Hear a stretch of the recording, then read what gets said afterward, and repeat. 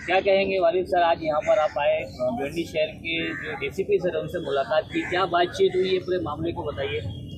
देखिए, तकरीबन 2 दिनों से मुझे भिवंडी की आवाम के फ़ोन आ रहे थे। हमारे जो भिवंडी के ज़िम्मेदारान हैं, हमारे भिवंडी के सेक्रेटरी अमोल कामले साहब एडवोकेट, उनके फ़ोन आ रहे थे कि वारिस भाई जो भिवंडी के अंदर 2 दिन पहले हुआ है, यानी कुछ लोगों ने कुछ बदतमीज़ी की, कुछ नफ़रती चिंटुओं ने कुछ ऐसा काम किया जो नहीं करना चाहिए, जिसकी वजह से सांप्रदायिक तनाव बढ़ते हैं। तो आप आइए ज़रा डीसीपी सर से बात करिए, क्योंकि यहाँ पर ऐसा लग रहा है हमको कि एक तरफ कार्रवाई की जा रही है, सिर्फ मुसलमान बच्चों को उठाया जा रहा है, अरेस्ट किया जा रहा है और बेगुनाहों के ऊपर कार्रवाई की जा रही है। तो हमने कहा कि देखिए, सबसे पहली बात तो ये है कि हम चाहते हैं अमन और शांति बहाल रहे। हम चाहते हैं अमन और शांति पूरे देश भर में बनी रहे, और भिवंडी जैसी जगह पे ख़ास तौर से अमन शांति का पैगाम।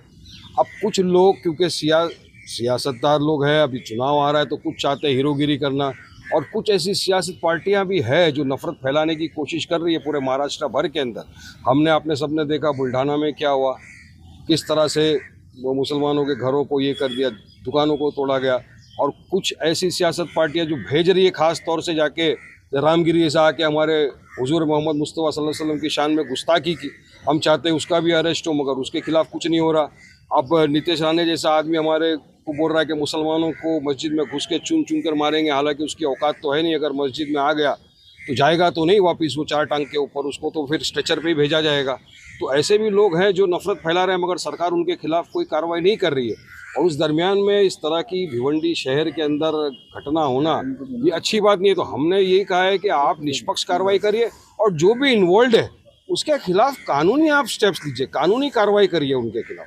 आप रैंडमली किसी को भी उठाकर दूसरों को खुश करने के लिए किसी के ऊपर ये नहीं कर सकते। तो डीसीपी साहब ने हमसे बात की, सीनियर वहाँ पे मैडम थी, एसीपी, सबने हमसे बात की और कहा कि हम निष्पक्ष इंक्वायरी करेंगे, और जो भी इस मामले में, इस घटना में इन्वॉल्व है, उसके खिलाफ हम कानूनी कार्रवाई करेंगे। पाइपलाइन रोड पर जो दुर्घटना हुई है, मुसलमान को मारा गया, जय श्री राम के नारे लगाए गए, तो उसको लेकर आपने कुछ बात की डीसीपी? जी, हमने ओवरऑल बात करी। जो वहाँ पाइपलाइन रोड के ऊपर है उस पर भी डीसीपी ने कहा कि हम उस पर अरेस्ट कर रहे हैं। हमने मामला भी नहीं दर्ज किया गया, ऐसा भी माना जा रहा है। नहीं, इन्वेस्टिगेशन चालू है, उस पर ज़रूर FIR होगा, और जिन लोगों ने भी इस तरह का दरिंदगी काम किया है उसके खिलाफ कार्रवाई होगी और अरेस्ट होगा। हमको आश्वासन दिया है। ये तो हमने कहा सर फिर हम लोग संवैधानिक तौर से आंदोलन करेंगे, हम तो चुप तो नहीं बैठ सकते ना कि अगर आप किसी कौम को टारगेट करते रहोगे तो। सर, इन्वेस्टिगेशन कैसी होगी आप बताइए? जिनको मारा गया अभी तक के पुलिस उन तक के पहुंचा नहीं है, तो इन्वेस्टिगेशन कैसी चल रही है? देखिए, पुलिस ने अभी मैं आपको बता रहा हूँ हमको क्या कहा। आज सबसे पहले डीसीपी साहब ने कहा, मैंने आज सुबह में चार्ज लिया है यहाँ पर, नए डीसीपी साहब है, उन्होंने कहा कि पहले हम चाहते हैं कि पहले शांति बन जाए, शांति का माहौल यहाँ पैदा हो जाए। जो इतने दिन 2-3 दिनों से जो वातावरण खराब है, पहले उसको काबू में ला रहे हैं हम। काबू में लाने के बाद वारिस भाई हम आपको जुबान दे रहे हैं कि हम जो भी गुनहगार है उसको सख्त सज़ा देंगे, और किसी बेगुनाह को हम अरेस्ट नहीं करेंगे। ये आप लिख लो, इतना तक हमको आश्वासन दिया है। अब नहीं देंगे तो हम आगे कार्रवाई करेंगे। संविधान ने हमको इजाज़त दिया है, कोर्ट कानून कचहरी दरवाजे खटखटाएंगे, हम रस्तों पे संवैधानिक तौर पे उतरेंगे, जुल्म तो बर्दाश्त नहीं करेंगे हम।